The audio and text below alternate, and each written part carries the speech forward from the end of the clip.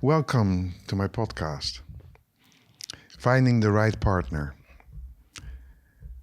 This was a question of a client recently, and I will speak about it, partnership, finding a partner, from the perspective of voice dialogue. If I had known all this earlier, my life would have probably been a little bit easier. But let's not get into that now. I'm pretty happy right now. So anyway, with voice dialogue, we know that the person is made up out of different parts.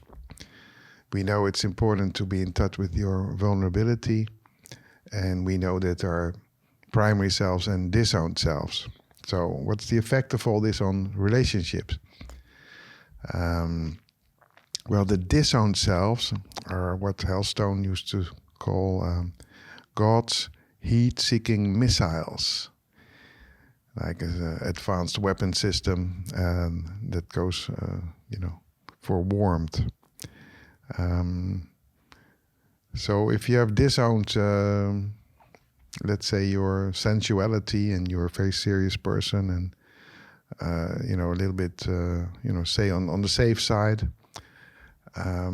This disowned self may cook up a surprise. You may fall totally in love with this very sensuous woman, or man, or whatever gender you want, and you're in, fire, and have a lot of energy, and because the disowned self comes to life when you're in love, like you admire a person totally, and it gives a lot of energy. It takes you off your feet, so to speak. And it may even, cause you to give up a safe and have very healthy relationship, become an affair or something. So a disowned self has an effect on relationships. And of course, the more, the disowned selves can take over, and you may fall in love. But if that's the only thing, if there's no soul connection, that archetype may pick you up, the archetype of sensuality, but then later on drop you, down, like we see in the Greek myths, happens regularly. So knowing about yourselves makes you more, let's say, relationship proof. If you have integrated more selves, if there are less disowned selves, there's a smaller chance that you fall in love with a person who's just representing a disowned self. If you're let's say you're an artist and you like the flow, you like the unconscious, if you have disowned your practicality, and you may fall in love with a person who's totally representing that. And that may work for a while, but after some time it may also drop you, and you're left empty-handed. So the more selves you integrate, the more balanced you are, the bigger the chance that you meet a person that sort of belongs to you. It's something we say in the work: does it belong to me? Does it have a soul quality? And so if you make a connection with a person with whom you have the soul quality, of course that would mean you have a more lasting relationship. You may even be soul mates, as opposed to the infatuated in-loveness from a disowned self. In order to, maintain the soul relationship that belongs to you, you need to do maintenance.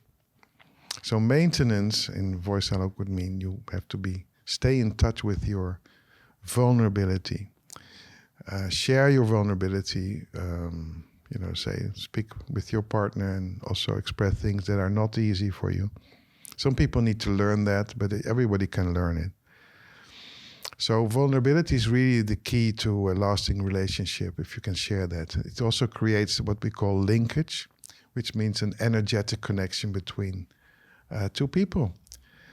And two people who are in the process of, self-exploration, and find also with a person with whom you have a soul connection, there will be differences. There will be maybe a big part will be shared values, shared primary selves, which makes it easier if you have shared interests, like both like hiking, or both like, enjoying a meal or going to movies, certain movies. That makes it, of course, it gives a good steady balance. There will always be disowned selves that the other represents. So one person may be more precise, the other one more improvising.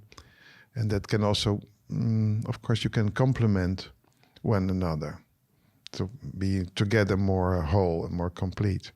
And it's always pleasant to be around people, a couple who are complementing each other in that way. Very complete feeling.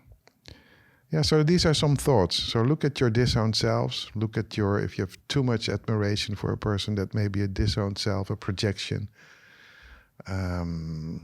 Look at your vulnerability. Look at your shared values, the primary selves. And I wish you find somebody that belongs to you, if you have not yet found it. And that's it. Thank you.